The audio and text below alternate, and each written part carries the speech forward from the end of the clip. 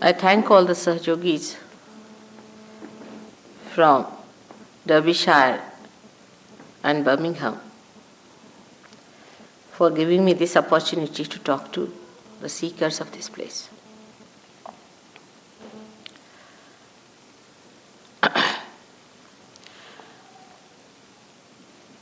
We have seekers in the modern times. It's something very unique. We never had seekers before, at least not so many. There used to be people who would seek money, as there are many who are seeking these days, who would seek countries after countries, the power. There were many who were seeking these few pearls of bliss of God, very few. The reason was the awareness, the collective awareness of human beings did not think themselves perhaps capable or perhaps needing some seeking. But today, it's such a beautiful combination that there are seekers of very high quality born on this earth. Those who are seeking are in masses. They are not one or two here and there, sitting on top of a mountain cave or something and trying to meditate. But there are so many who are seeking, who feel dissatisfied with themselves, with whatever they have. They think there must be something beyond. Those who feel that they have not yet found their meaning, those who feel they have to find the purpose of their life, those who feel that there has to be something higher than what they are into. All such people are seekers not of today, but of thousands of years.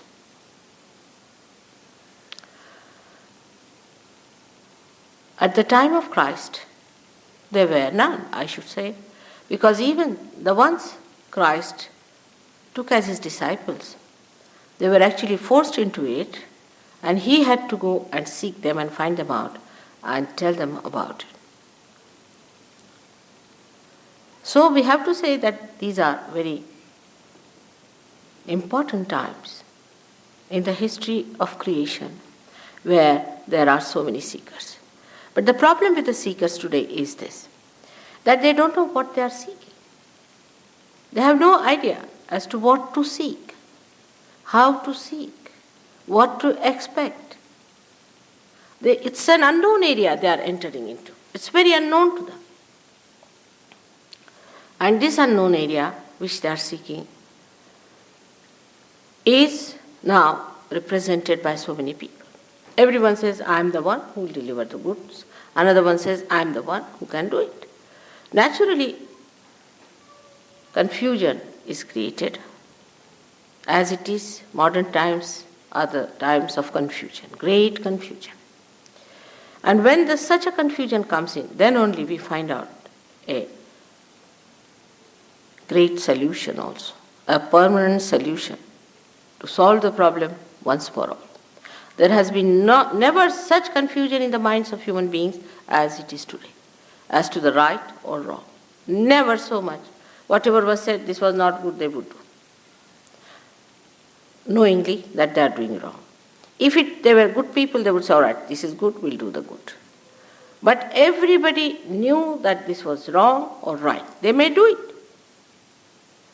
But today, no one knows what is wrong and what is right. Apart from wrong and right, it's much beyond that. You have to know yourself. Because this awareness is within us that we do not know ourselves. We do not know the absolute. We live in a relative world. Of this, everybody seems to be conscious, maybe in the subconscious or maybe in the unconscious. But definitely there's a feeling in every one of us that we do not know. And it's a very honest feeling. It's a very sublime feeling that we have to know something more. Now, when we say the word know, we think as if I would say, I don't know about Derbyshire, I have never been there. Now, this means what? I don't know about Derbyshire. I mean, what don't I know about Derbyshire? I can read it in the books. I can find out.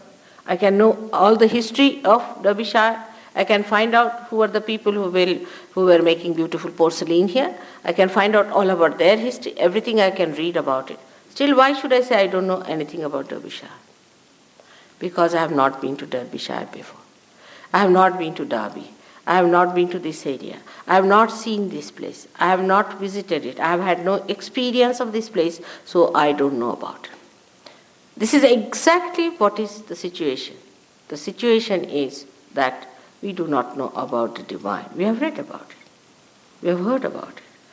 So many people have written about it. Once they know there's an inquiry about it, they come out with books. Books after books, thousands of books they have written. How many of them are true and how many of them are untrue?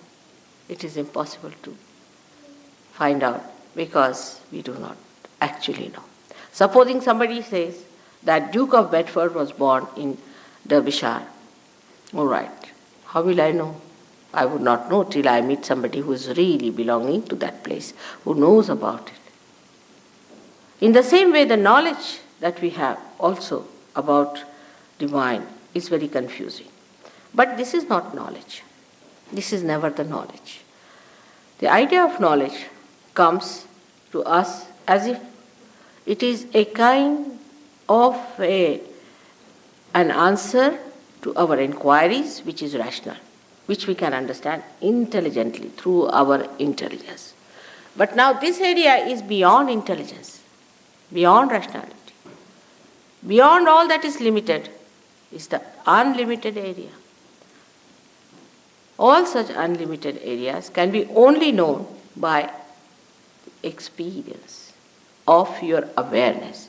Now this one should understand is a very delicate thing. How to know something, an experience of our awareness. Not an experience you suddenly see a light, so it's an experience. I mean, you can always see a light.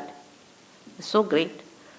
The people feel about it that they have seen some light suddenly sparking before them. Nothing so great. There could be some areas from there a sparking can come and maybe it is of no use to you, but just you might feel that you have experienced. So one must know that seeing is not experiencing. For example, a dog sees this instrument. But what does he know about it? He sees it.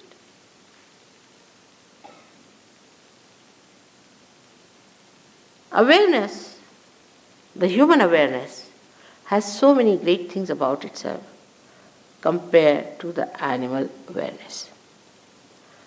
For example, we can say the awareness of beauty, animals don't have. Awareness of cleanliness, animals don't have. Human beings have these built within themselves. They can feel it. They can feel it on their central nervous system. So whatever is your awareness is to be felt on your central nervous system. It's not just an imaginary thing or an intellectual discussion. Yes, I know, I don't. Not that. The knowledge should come to you through your feelings. Like, I can feel this is hot or cold. But a stone will not feel anything. In the same way, the feeling has to come through your central nervous system. That means your awareness itself has to be charged. It has to get a new dimension. Your awareness itself has to get a new dimension. All other experiences has no meaning whatsoever in evolution, if you see. In evolutionary process, it is the awareness that improves, receives better and better dimensions. And these dimensions have reached its maximum at the time when you become a human being, where your awareness is just ready to receive the awareness of the universal being, of the collective being, so that you become the collective being. Now, I would like to tell you about this within ourselves, how we are placed. For every practical purposes, you should not take me for granted. But you should not also deny what I tell you. It's like entering into a new university. We listen to the professor and we try to follow him. Supposing he propounds a hypothesis before you, then you just start judging it. Work it out. If it is true, then you call it a law. In the same way, we should enter into this new understanding by first seeing it, not denying it. Then if it is true, then we have to believe it. There should be no blind faith about Sahaja. Blind faith does not help at all. Neither there should be a denial. And with that cheerful attitude, if you just listen to me as a hypothesis, whatever I am telling you, you need not accept it as truth just now. But then the time has come for me to prove the truth to you. And the truth can be proved to you. Time has come to prove the existence of God. To prove. Not prove that I give you a big lecture or take you to courts or some sort of a thing like that. But how am I going to prove it? On your awareness. It is going to be absolute experience of your awareness that you are going to feel God Almighty. Time has come to prove the scriptures, all the scriptures. The time has come to prove your own connection with God, your own relationship with Him, your own relationship with that primordial being, whether you call it God or anything, it makes no difference to God Himself. Whether you call Him by any name, there is God. And that God is not the way you conceive God. It's not the way you understand God or you know God, but is the God as He is. Unless and until you yourself feel Him, you are not going to believe in Him.